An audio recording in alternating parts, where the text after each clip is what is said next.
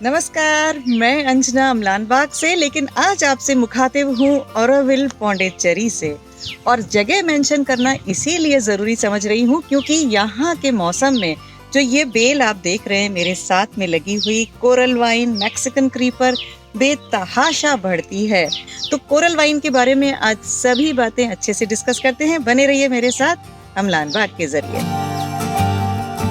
तो ये जो बेल है यहाँ बहुत अच्छी तरीके से फैली हुई है। एक पेरिनियल क्लाइंबर है, यानी साल भर ये हमारे साथ रहती है, हरे पत्तों से ढकी रहती है और वक्त वक्त पे इसमें गुलाबी और सफेद रंग के बहुत डेलिकेट लेसी फ्लावर्स आते रहते हैं।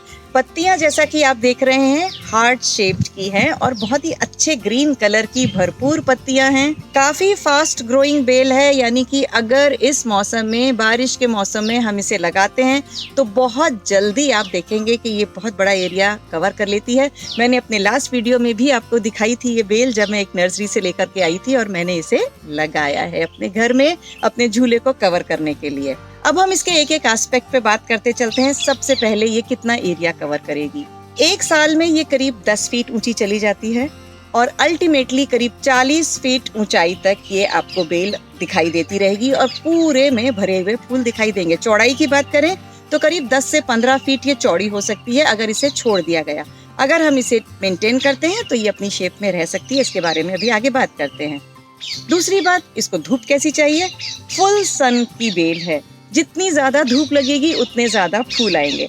अगर हम पार्शियल सनलाइट में रखते हैं तो बेल चल तो जाएगी लेकिन पत्तियां ज्यादा, फूल कम देगी। और अगर बिल्कुल हम नो सनलाइट में रखते हैं तो फिर ये बेल अच्छी नहीं चलेगी। इसलिए वहां लगाएं जहां इसको मैक्सिमम सनलाइट मिल सकती है। जब धूप की बात कर रहे हैं तो टेम्परेचर की भी बात करते हैं। इसको बहुत ज्यादा ठंड पसंद नहीं है, लेकिन 5 डिग्री से लेकर के 40 डिग्री सेंटीग्रेड तक इस बेल को कोई प्रॉब्लम नहीं है। सर्दियों में डोरमेंट होती है, इसलिए जैसे ही सर्दियां आएंगी थोड़ी इसकी रफ्तार कम हो जाएगी, बढ़ेगी नहीं, लेकिन जैसे ही इसका मौसम आएगा फिर से बढ़ जाएगी। अब बात करते हैं कौन से मौसम में चलती है।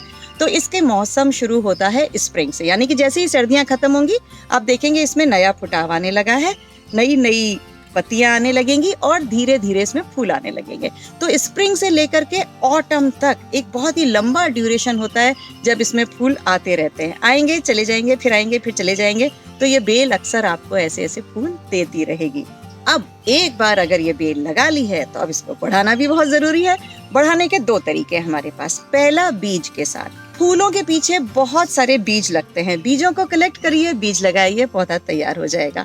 लेकिन साथ ही साथ इसकी सबसे अच्छी बात क्या है कि ये अंडरग्राउंड बढ़ती बढ़ती ट्यूबर के जरिए नया पौधा पैदा कर लेती है। तो जैसे ही आपको एक मैच्योर्ड पौधे के बाद नीचे से एक नया पौधा मिलता है, आप उसको सेपरेट कर लीजिए और अलग से आराम से लगाया जा सकता है।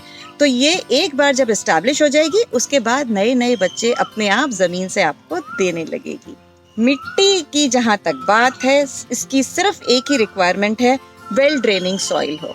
मतलब कि पानी दें और आराम से निकल जाए, चाहे वो क्लेई सॉइल हो, चाहे लोमी सॉइल हो, कैसी भी सॉइल हो आपके एरिया की। बस ये ध्यान रखना है कि पानी टिके नहीं, पानी बह जाए उसमें से। ऐसी मिट्टी बना लीजिए तो ये पौधा बहुत आराम से चलता रहेगा।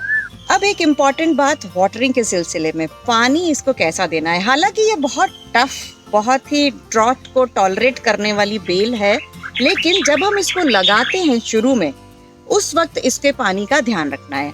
रेगुलर वाटरिंग करनी है, उसको सूखा नहीं करना है। मिट्टी को सूखने से पहले आप उसको पानी दे दीजिए। एक बार जब आपको लगता है कि इसने अपने आप को एस्टैब्लिश कर लिया है, रूट स्ट्रक्चर इसका अच्छा बन गया है, बेल 2 से 3 फीट की हो गई है, इसकी काफी ब्रांचेस निकल आई हैं, पत्ते आ गए हैं, उसके बाद ये बेल अपने को संभाल लेगी। चाहे हॉट वेदर हो, उस समय भी हम 5-6 दिन में एक बार पानी देंगे, इस बेल का कुछ नहीं बिगड़ेगा। इसीलिए जब आपको दिख रहा है कि पत्ते मुरझाने लग रहे हैं या थोड़ी डल लग रही है, उस वक्त पानी दे दीजिए। ओवर वाटरिंग नहीं करना है, इसको ज्यादा पानी पसंद नहीं है। इसीलिए जब इसकी जरूरत हो, जब इसकी पत्तियां पानी मांगे, सिर्फ तब पानी दें। और ऐसा ही फर्टिलाइजर के साथ है। बहुत ही लीस्ट डिमांडिंग बेल है, जिसको न ज्यादा पानी चाहिए न ज्यादा खाद चाहिए। ठीक है, तो जब हम इसका ग्रोइंग पीरियड शुरू होता है, यानी कि स्प्रिंग, सर्दियां खत्म हुई हैं, स्प्रिंग शुरू होने वाली है, उस समय इसको एक बार साल में खाद दे दीजिए बस। उसके बाद ये आपसे कुछ नहीं मांगेगी, पूरे सीजन आराम से फूल देती रहेगी, उगती रहेगी। और जब इसी सीजन की बात कर रहे हैं तो इसी सीजन में एक और काम करना है हमें, प्रूनिंग, यानी कि जैसे ही सर्दी खत्म होती है हमारे एरिया में और स्प्रिंग की शुरुआत होने वाली होती है, उस समय आप इसको प्रून कर दीजिए। जितनी साइड से ग्रोथ ज्यादा लग रही है आप उसे काट दीजिए, जितनी ऊपर से आपको ट्रिम करनी है आप उतनी ट्रिम कर दीजिए। स्प्रिंग से लेके ये बढ़ने लगेगी। जमीन में है तो बहुत ज्यादा फैलेगी, इसीलिए इसको आप जितना छोटा रखना चाहते हैं उतना छोटा काट दीजिए। ये 1 साल में 10 फीट ऊपर चली जाएगी।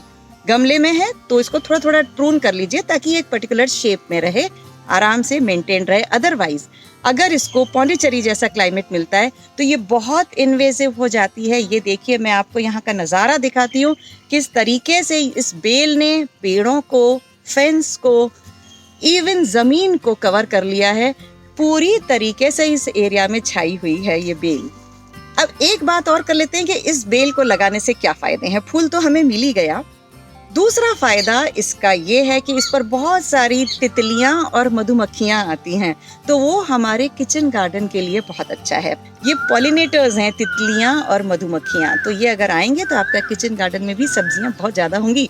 और इसके अलावा इसकी कोई मेडिसिनल वैल्यूज भी हैं। इसके फूल से लेकर के बीज और पत्ते और रूट सभी चीजें मेडिसिनल वैल्यू की होती हैं, कहीं ना कहीं काम आती हैं। बहुत डिटेल में नहीं जाऊंगी, लेकिन जहां तक मैंने पढ़ा सुना है ये एनाल्जेसिक है, एंटीऑक्सीडेंट है, एंटी इन्फ्लेमेटरी हैं, तो बहुत सारे फायदे हैं इनके। और ये थोड़ा अलग सब्जेक्ट है, मेरे सब्जेक्ट से हटकर बेल लगाना मेरा काम है, उसके बाद उसकी मेडिसिनल वैल्यूज को कैसे एक्सप्लोर करना है ये आपको कहीं और से जानना पड़ेगा। लेकिन फायदे की बेल है, इसे जरूर लगाएं। फाइनली एक अलर्ट, वो ये है कि ये बेल थोड़ी इन्वेजिव है अगर इसको अपना परफेक्ट क्लाइमेट मिलता है।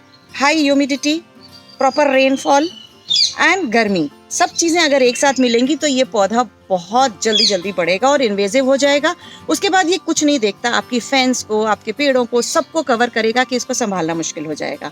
लेकिन अगर हम किसी और क्लाइमेट में रहते हैं तो ऐसी कोई तकलीफ नहीं है, आराम से इसको रखिए। और अगर ऐसी किसी जगह पे रहते हैं तो इसको थोड़ा सा समेट के रखिए, टाइम टू टाइम इसको प्रून करते रहेंगे तो ये दिक्कत नहीं आएगी। दूसरा अलर्ट है रिगार्डिंग बीज। अगर मधुमक्खियों से प्रॉब्लम है, किचन गार्डन नहीं है, किसी ऐसी जगह पे रख रहे हैं जहां मधुमक्खियां आपको तंग कर सकती है, तो इसको थोड़ी दूरी पर ऐसी जगह लगाइए जहां मधुमक्खियां आपको परेशान ना करें। लेकिन मधुमक्खी आएगी, तितली भी आएगी, तो चलिए इस बेल को लगाइए। बहुत ही खुशगवार बेल है और जब लग जाए, फूल आ जाए तो कमेंट जरूर करिएगा। और फिलहाल ये बताइएगा कि ये बेल आपको कैसी लगी, अच्छी लगी तो यस जरूर लिखिए और लाइक कर दीजिए वीडियो को, बहुत सारे लोगों के साथ शेयर कीजिए। ये बहुत ही आसान उगाने वाली बेल है, हर बिगिनर के घर में ये बेल उगाई जा सकती है। और अमलान बाग को सब्सक्राइब करते हुए बेल आइकन भी दबा दीजिएगा। मिलेंगे बहुत जल्दी, नमस्कार।